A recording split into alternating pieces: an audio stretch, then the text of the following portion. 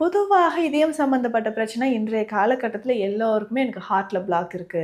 ஹார்ட்ல 7 பிளாக் இருக்கு, 8 பிளாக் இருக்கு. உடனே எனக்கு சர்ஜரி பண்ண சொல்லியிருக்காங்க. பிளாக் அப்டின்னா, யாருக்கெல்லாம் வருவதற்கான வாய்ப்புகள் இந்த பிளாக்க எப்படி நம்ம ஈஸியா கரைக்கலாம்? நெறைய பேருக்கு சொல்லக்கூடிய ஒரு விஷயம் என்னன்னா, சிம்ப்டம்ஸ் ஸ்டார்ட்டிங்ல நமக்கு தெரியும். எந்த மாதிரியான சிம்ப்டம்ஸ் இருக்கும்? இப்போ ஹார்ட்ல பிளாக் இருக்கு. பேசிக்கா ஹார்ட் பீட் குறையறதுக்கு இன்னொரு முக்கியமான காரணம்னு பார்த்தோம்னா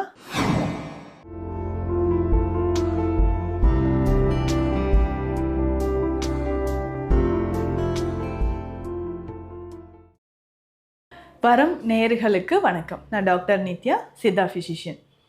பொதுவாக இதயம் சம்மந்தப்பட்ட ஏதாவது ஒரு பிரச்சனைனா நமக்குள்ள ஒரு பயம் இருந்துக்கிட்டே இருக்கும். ஐயோ! ஹார்ட்ல இந்த ப்ராப்ளமா? இல்லைன்னா ஜென்ரலாகவே நமக்கு ஒரு செஸ்ட் பெயின் வருது. அதுவும் லெஃப்ட் சைடில் ஒரு செஸ்ட் பெயின் இருக்குன்னா, ரொம்ப பயம் இருந்துக்கிட்டே இருக்கும். ஐயோ! எனக்கு ஹார்ட்ல ஏதோ ப்ராப்ளம் போல இருக்குது. நெஞ்சு வலிச்சுக்கிட்டே இருக்குது. அதுவும் லெஃப்ட் சைடில் எனக்கு பெயின் இருக்குது. ஸோ எல்லா வலியும் இதயம் சம்பந்தப்பட்ட வலியாக இருக்குமா? இல்ல அஜீரணம் தொடர்பான இல்லங்க கேஸ் ட்ரபிள் போல இருக்கு. அதான் நெஞ்சு வலிக்குது, இங்க அடைச்ச மாரி இருக்கு அப்படின்னு நம்ம சொல்றோம். ஸோ அந்த மாதிரியும் நம்ம அலட்சியமாகவும் விட முடியாது. இதயம் சம்பந்தப்பட்ட பிரச்சனைகள் யாருக்கெல்லாம் வர வாய்ப்பு இருக்கு? இல்ல பிறவியிலேயே இருக்கக்கூடிய இதயம் சார்ந்த பிரச்சனைகளுக்கு எந்த மாதிரியான சிகிச்சை முறைகள் நம்ம சித்த மருத்துவத்துல இருக்குன்றதும் நம்ம தெரிஞ்சுக்கணும்.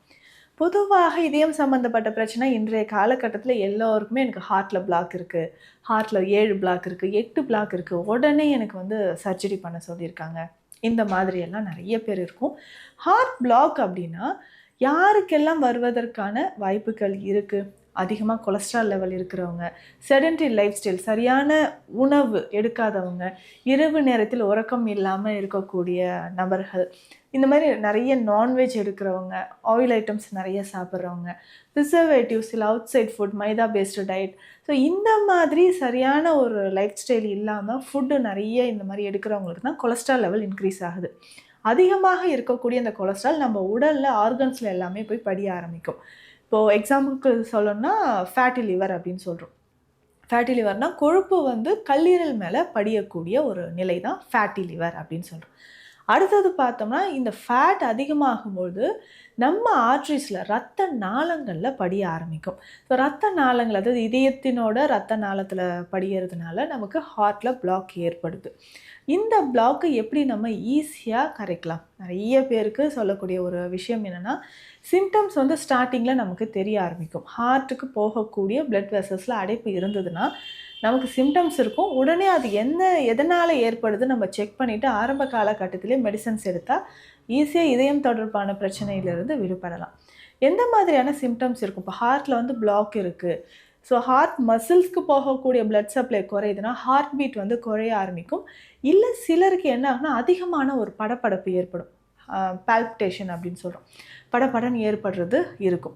சில நேரங்கள்ல நமக்கே தெரியாம ஒரு கிடினஸ், தலையில ஒரு மயக்கம் வர மாதிரியான ஒரு நிலை ஏற்படும்.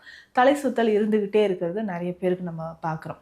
தலை சுத்தல் இருக்கும், திடீர்னு கண் இருட்டுற மாரி இருக்கு. அதிகமா திடீர்னு எக்ஸஸா வியர்வை, ஹைப்பர் ஹிட்ரோசிஸ் அப்படின்னு சொல்ற கண்டிஷன்.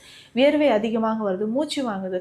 கொஞ்சம் தூரம் நடந்தாலே மூச்சு வாங்குது அப்படின்னு சொல்லுவாங்க. இதனாலே த்ரெட்மில் டெஸ்ட் எல்லாம் நெறைய பேர் எடுத்து பார்ப்போம். இசிஜி, எக்கோ எடுக்கிறது, த்ரெட்மில் டெஸ்ட்ல நமக்கு நல்லாவே தெரிஞ்சிரும். ஹார்ட்டோட ஃபங்ஷன் நமக்கு எந்த அளவுக்கு இருக்கு அப்படின்றது. ஸோ இந்த மாதிரி இருக்கக்கூடிய சமயங்கள்ல ஹார்ட்ல பிளாக் இருக்கு. இல்ல வெசல்ஸ்ல ட்ரிபிள் வெசல் டிசீஸ்லாம் நெறைய பேருக்கு இருக்கும். வால்வ்ல பிரச்சனைகள் இருக்கு. ஸோ அதுக்கப்புறம் பார்த்தோம்னா, ஹார்ட் பீட்ல நமக்கு ப்ராப்ளம் குறையுது அப்படின்னா, இதற்கு இதயத்தை வலிமைப்படுத்துவதற்கு நேச்சுரலா நம்ம என்னென்ன ஃபுட் எடுக்கணும்? நெறைய பேர் இப்போ ஆல்ரெடி நம்ம ஸ்டண்ட் ஃபிக்ஸ் பண்ணியிருக்கிறோம், இல்ல பைபாஸ் பண்ணியிருக்கிறோம்னாலும், இதற்கப்புறம் நம்ம இதயத்தை எப்படி நம்ம ஹெல்த்தியா மூலிகை மூலமாக நம்ம பாதுகாத்து கொள்ளலாம் அப்படின்றதும் நமக்கு தெரியணும். இதயத்தை வலிமைப்படுத்துவதற்கு பேசிக்காவே நெறைய மூலிகைகள் இருக்கு. நம்ம வீட்ல அன்றாடம் பயன்படுத்தக்கூடிய சில மூலிகைகளை வைத்து நம்ம இதயத்தை வலிமையாக வைக்கலாம். இது எல்லாருமே கேள்விப்பட்டிருப்பீங்க. இஞ்சி சாறு, பூண்டு, எலுமிச்சை சாறு இது எல்லாமே சேர்த்து தேன்ல கலந்து நம்ம சாப்பிட்டா, இதயத்தில் இருக்கக்கூடிய அந்த பிளாக் குறைய ஆரம்பிக்கும். இதில பலர் நம்மக்கிட்ட வரக்கூடிய பேஷண்ட்ஸ், ஹார்ட் பேஷண்ட்ஸ் நெறைய பேர் சொல்ற விஷயம் மேம், இது இந்த இந்த டானிக் மாதிரி ரெடி பண்ணி வச்சுட்டு நான் சாப்பிட்றேன். இஞ்சி சாறு, பூண்டு சாறு, எலுமிச்சை சாறு 3மே சம அளவு எடுத்து தேன்ல கலந்து வச்சுக்கிட்டு, காலையிலயும், இரவு 2 வேளையும் நான் சாப்பிட்டுட்டு வரேன். நல்ல டிஃப்ரென்ஸ் தெரியுது அப்படின்னு சொல்லுவாங்க. ஸோ அந்த மாதிரி பிரச்சனைகள் இருக்கக்கூடிய நபர்களும் இதயத்தில் ப்ராப்ளம் இருந்ததுன்னா இதை சேர்த்துக்கலாம். இதை தாண்டி இன்னும் சில முக்கியமான மூலிகைகள் அப்படின்னு சொல்லும்போது சீரகம் நமக்கு பயன்படும். சீரகமும் இதே மாதிரி எலுமிச்சை சாறு பயன்படுத்தி நம்ம எடுக்கும்பொழுது ஒரு நல்ல ரிசல்ட் கொடுக்குதுன்னு சொல்லலாம். இதை எப்படி செய்யணும் அப்படின்னு பார்த்தோம்னா, சீரகத்தை எலுமிச்சை சாறு விட்டு நல்லா ஊற வைக்கணும். ஊற வைத்ததுக்கப்புறம் அதை வெயிலில் உலர்த்தி எடுக்கணும். ஸோ 2-3 நாட்கள் அது நல்லா உலர்ந்ததுக்கப்புறம் அதை எடுத்து பவுடர் பண்ணி நம்ம வெந்நீரில் கலந்து ஒரு நாளைக்கு 2 வேளை கொடுக்கணும். இதில் ஸ்பெஷலாக ருத்ரா வாயு சூரணம் அப்படின்ற ஒரு மெடிசன் இருக்குது. நம்மளோட ஸ்பெஷல் மெடிசன் இது தான். ரொம்ப நாளாக பிளட் ப்ரெஷர் இருக்குது, சுகர் இருக்குது, கொலஸ்ட்ரால் இருக்குது, ஹார்ட் ரிலேட்டடாக ப்ராப்ளம் இருக்குது, கார்டியாக் இஷ்யூஸ் இருக்குன்னா இந்த மெடிசனை நம்ம கொடுத்துட்டு வரோம். இந்த ருத்ரவாயு சூரணம் அப்படின்னு சொல்கிறது பொதுவாகவே ருத்ரவாயு அப்படின்னு சொல்கிறோம் பாருங்கள். வாதம் அதிகமானால் அது இதயத்தில் சேர்ந்து இதயம் சார்ந்த பிரச்சனைகளை கொடுக்குது. அப்போ இதயத்தில் அதிகமாக சேர்ந்திருக்கக்கூடிய வாதம், இதனோடு சேர்ந்து இருக்கக்கூடிய அந்த பிளாக், ஸோ அதிகமாக இருக்கக்கூடிய அந்த கொலஸ்ட்ராலை கரைக்கிறதுக்கும் நமக்கு இந்த மெடிசன் பயன்படுது. இதில் பேசிக்காக பார்த்தோம்னா மருதம் பட்டை, ஆவாரை பஞ்சாங்கம் அப்படின்னு சொல்கிற மூலிகை, அதாவது ஆவாரம் பூ, இலை, பட்டை, ஆவாரம் பிசின், இது எல்லாமே சேர்த்து செய்கிறது தான் நம்ம ஆவாரை பஞ்சாங்கம் அப்படின்னு சொல்கிறோம். அதனோட மருதம் பட்டையும் சேர்ந்து கருஞ்சீரகம், கார்போக அரிசி, இந்த மாதிரியான மூலிகைகள் சேர்த்து கொடுக்கக்கூடியது தான் ருத்ரவாயு சூரணம். இந்த சூரணம் யாரெல்லாம் எடுத்துக்கலாம்? இதயம் சம்மந்தப்பட்ட பிரச்சனைகள் இருக்கிறவங்க, ஹார்ட்டில் பிளாக் இருக்குது, வெசல்ஸ் லீக்காக இருக்குது, ஹார்ட் பீட் குறைவாக இருக்குது அப்படின்றவங்களுக்கு இதை நம்ம கொடுக்குறோம்.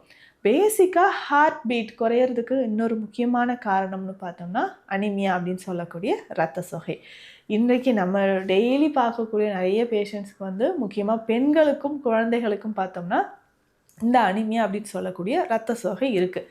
இந்த இரத்த சோகை குறைவதற்கான மெடிசன்ஸும் இந்த இதயம் தொடர்பான பிரச்சனை இருக்கிறவங்களுக்கு நம்ம சேர்த்து கொடுக்கும்போது ஒரு நல்ல ரிசல்ட் கொடுக்குதுன்னு சொல்லலாம். அதே மாதிரி இந்த இதயம் தொடர்பான பிரச்சனைகள் இருக்கிறவங்க உணவு முறையிலும் ஒரு லைஃப் ஸ்டைலையும் என்னென்ன ஃபாலோ பண்ணணும் அப்படின்னு பார்த்தோம்னா, உணவு முறையில் தினம் நம்ம அதிகமாக இனிப்பு சாப்பிடக்கூடியது, வாதம் சம்பந்தமான பொருட்கள் இருந்துச்சுன்னா அதையும் நம்ம தவிர்க்கணும். அதிகமாக ஸ்வீட் சாப்பிட்ற ஒரு ஹேபிட் நிறைய பேருக்கு இருக்கும்.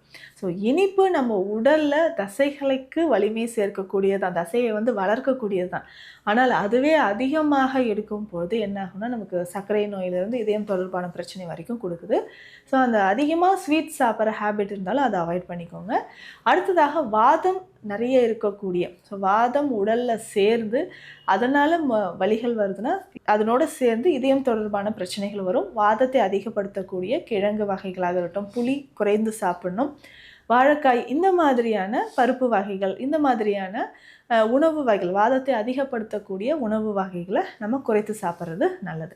அதற்கு அடுத்த உணவு முறைகள், வெஜிடபிள்ஸ் நிறைய சாப்பிடணும். இந்த வெஜிடபிள்ஸ் அப்படின்னு சொல்லும்போது காய்கறிகளில் வெள்ளை முள்ளங்கி ரொம்ப நல்லது. அதுக்கப்புறம் சுண்டைக்காய், வாழைப்பூ, கொத்தவரங்காய், கோவக்காய், இந்த மாதிரியான நம்ம நாட்டு காய்கறிகளை தொடர்ந்து நம்ம சாப்பிட்டுட்டே வந்தோம்னா இதய தசைகள் வலிமைப்படும். நம்ம உடலில் இருக்கக்கூடிய எல்டிஎல் அப்படின்னு சொல்லக்கூடிய பேட் கொலஸ்ட்ரால் குறைவாக இருக்கும். ஸோ இதயம் தொடர்பான பிரச்சனைகள் இருக்கும் பொழுது இந்த மாதிரி உணவு முறைகள் நிச்சயமாக எடுக்கணும். அப்பப்போ கொஞ்சம் ஹாட் வாட்டர் குடிக்கிறதும் நல்லது. ஸோ ஃப்ரூட்ஸில் நம்ம என்ன சாப்பிட்லாம் அப்படின்னா, வாரம் 2 முறை பைனாப்பிள் சாப்பிட்டுக்கலாம். இதனோடு சேர்ந்து மாதுளை, நார்ச்சத்து அதிகமாக இருக்கக்கூடிய பழங்களையும் நம்ம சாப்பிடணும். ஸோ இதில் முக்கியமாக பார்த்தோம்னா கொய்யா, பப்பாளி, இதை எல்லாமே சாப்பிட்டுக்கலாம். ஸோ சுகர் பேஷண்ட்ஸாக இருந்தீங்கன்னா டயட்டுன்றது ரொம்ப முக்கியம். ஸோ அடுத்தது ஏன்னா சுகர், பிபி இருந்ததுன்னா அடுத்தது இதயம் சார்ந்த பிரச்சனைகள் வர வாய்ப்புகள் இருக்குது. ஸோ அதற்கேற்ற மாதிரி நம்ம உணவு முறைகளை ஃபாலோ பண்ணிக்கலாம்.